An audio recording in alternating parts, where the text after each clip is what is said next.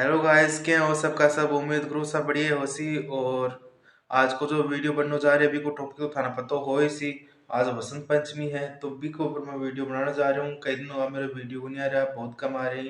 तो आज देखो, आज पूजा भी कर से और साथ में वीडियो बना से था। वीडियो पूछ जाओ थोड़ी देर में और वीडियो पर पूरा सपोर्ट कर जो और वीडियो ने लाइक करना मत भूल जो। ठीक है, तो वीडियो के अंदर मिलते हैं आप। तब तक ये देखते रहो।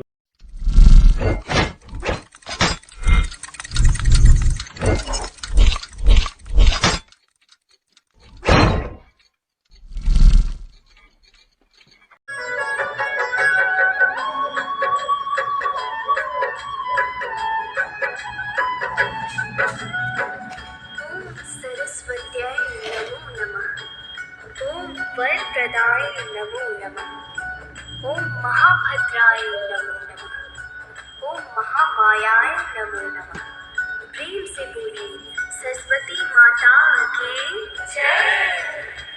भक्तों, सरस्वती माँ ज्ञान की देवी है। इन्हें साहित्य, कला और स्वर की अधिष्ठात्री देवी माना जाता है। शुक्रवार को अन्य शक्ति स्वरूपों के साथ माँ सरस्वती की भी पूजा अर्चना की जाती है। कहते हैं स्वयं विष्णु अवतार श्री कृष्ण जी ने सर्वप्रथम माँ सरस्वती की पूजा अर्चना की थी। इनकी उपासना करने से कालिदास जैसे मूर्ख भी विद्वान बन गए। माघ शुक्ल पंचमी यानी वसंत पंचमी को इनकी विशेष रूप से पूजन की परंपरा है। भक्तों, माँ सरस्वती की अनेक प्रचलित कथाएं हैं, जिनमें से कुछ पावन कथाओं को आज हम प्रस्तुत करेंगे। इन कथाओं के श्रवण से असीम सुख व शांति की अनुभूति होती है। तो आइए भक्तों, सुनते हैं माँ सरस्वती की कुछ।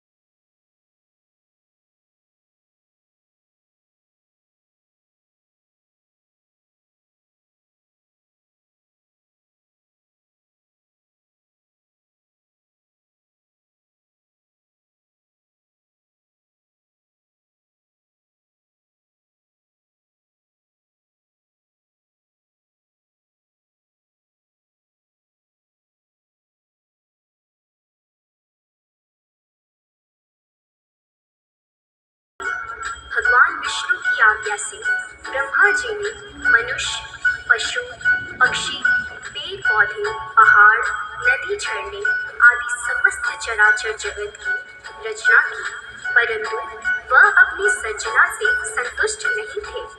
तब उन्होंने श्री हरि की आज्ञा पाकर अपने कमंडल से थोड़ा सा जल हाथ में लेकर पृथ्वी पर छिड़क दिया, जिससे पृथ्वी कंपित होने लगी और एक अद्भुत शक्ति स्वरूपा चतुर्भुजी सुंदर मनमोहक स्त्री प्रकट हुई, जिसके एक हाथ में वीणा एवं दूसरा हाथ वर मुद्रा में था।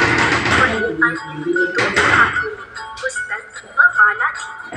जब इस देवी ने वीणा का मधुर नाद किया तो संसार के समस्त जीव जंतुओं को वाणी प्राप्त हो। जब श्री विष्णु की आज्ञा पाया तब ब्रह्मा ने सृष्टि बनाया, नदी, झरने और पेड़ पहाड़ सृजित किया है धरा सजा। पर यह धरा बिल्कुल निर्जन, तब ब्रह्मा ने रचा नारी मन सृष्टि रच के तब बचताए। यह सृष्टि उन जरा न पाए, सब कुछ शांत सूना लागे, अब क्या करे उससे आगे। तब ब्रह्मा ने जला देकर छिड़क दिया है सूत्र धरा पर। प्रकट हुई नारी एक सुंदर हंसती वीणा, तुझ मुद्रा पर छेड़ा है वीणा का जो तान, वीणा में सबको ध्वनि का ज्ञान। भक्तों, ब्रह्मा जी अपनी कृति से बहुत प्रसन्न हुए और उनकी बनाई गई सृष्टि में गई। पंछी चहचहाने लगे, कलरव करने लगे, नदियां झरने कलकल करने लगी। समस्त जीवों में वाणी का संचार हो गया। पूरी पृथ्वी मानो मुस्कुराने लगी। देवी सरस्वती ने ब्रह्मा जी की स्तुति वंदना की। ब्रह्मा जी उनकी स्तुति से अत्यंत प्रसन्न हुए और उन्हें सत्यलोक में परम पद दिया। इस प्रकार भक्तों, माँ सरस्वती का आविर्भाव हुआ। ब्रह्म विद्या एवं नृत्य संगीत क्षेत्र के अधिष्ठाता के रूप में नटराज शिव एवं सरस्वती दोनों को माना जाता है। इसी कारण दुर्गा सप्तशती की मूर्ति रहस्य में दोनों को एक प्रकृति का कहा गया है। अतः माता सरस्वती के अन्य नामों में इन्हें शिवानुजा अर्थात शिव की छोटी बहन कहकर भी संबोधित किया गया है।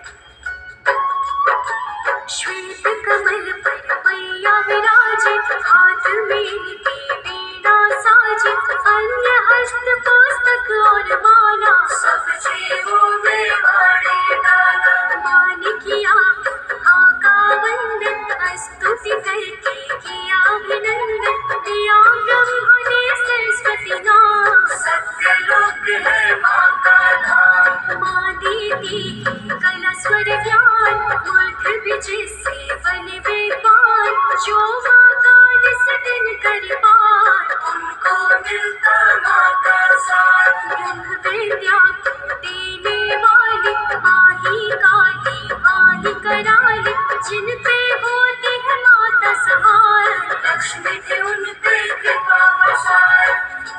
भक्तों, माता सरस्वती को भगवान ब्रह्मा जी की पत्नी माना जाता है। एक बार की बात है, सरस्वती माता को एक अनुष्ठान में पहुंचने में देर हो गई और ब्रह्मा जी को यह महत्वपूर्ण अनुष्ठान समय पर करना था। इसलिए उन्होंने गायत्री नामक स्त्री से शादी रचाई और अनुष्ठान करने बैठे। तभी वहां सरस्वती माँ आ गई। जब माता सरस्वती को शादी की बात पता चली तो वह निराश और क्रोधित हो गई। उसने ब्रह्मा को श्राप दिया ताकि मनुष्य फिर कभी ब्रह्मा जी की पूजा न करे।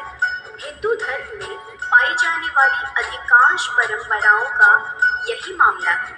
जबकि त्रिमूर्ति के विष्णु और शिव और अन्य देवताओं की पूजा की जाती है, ब्रह्मा की पूजा नहीं की जाती है, भले ही वह ब्रह्मांड के निर्माता है। बाद में माता को पश्चाताप हुआ तो उन्होंने कहा कि जहाँ वे अनुष्ठान करने बैठे थे बस वही उनकी पूजा होगी। भक्तों, इसी कारण से पूरे संसार में ब्रह्मा जी का इकलौता मंदिर पुष्कर में है जहाँ उनकी पूजा अर्चना होती है। बोलिए सरस्वती माता की जय। पुष्कर क्षेत्र ब्रह्मा जी को करना था सस्मय अनुष्ठान, सरस्वती नहीं पहुँच पाएंगी, इसका उनको हो गया भान। तब ब्रह्मा ने गायत्री माँ से यज्ञ हेतु है शादी रचाई।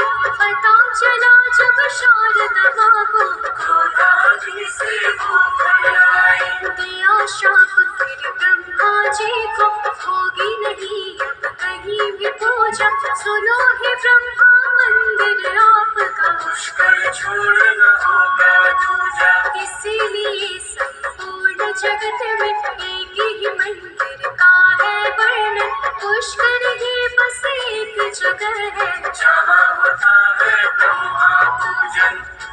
भक्तों, महाकवि कालिदास को अपने ज्ञान का घमंड हो गया था और खुद को सबसे विद्वान समझने लगे थे।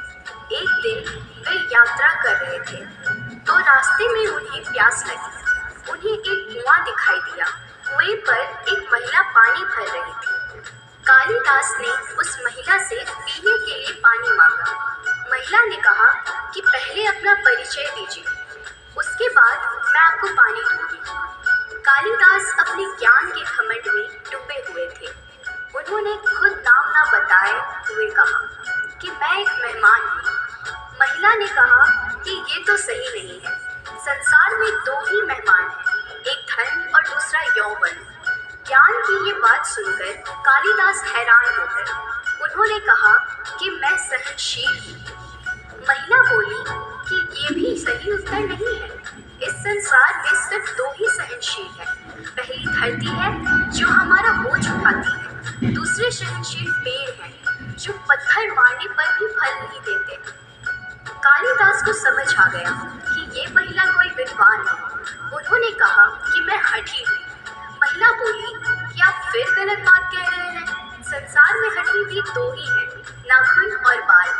बार बार काटने पर भी फिर से बढ़ जाते हैं। ये बातें सुनकर कालिदास ने अपनी हार मानी। उन्होंने कहा कि मैं मूर्ख हूँ, मुझे क्षमा करें। महिला ने कहा कि तुम मूर्ख भी नहीं हो, क्योंकि मूर्ख भी दो ही है। एक राजा जो बिना योग्यता के भी सब पर राज करता है। दूसरे मूर्ख है दरबारी जो राजा को खुश करने के लिए गलत बात पर भी झूठी प्रशंसा करते हैं। My God!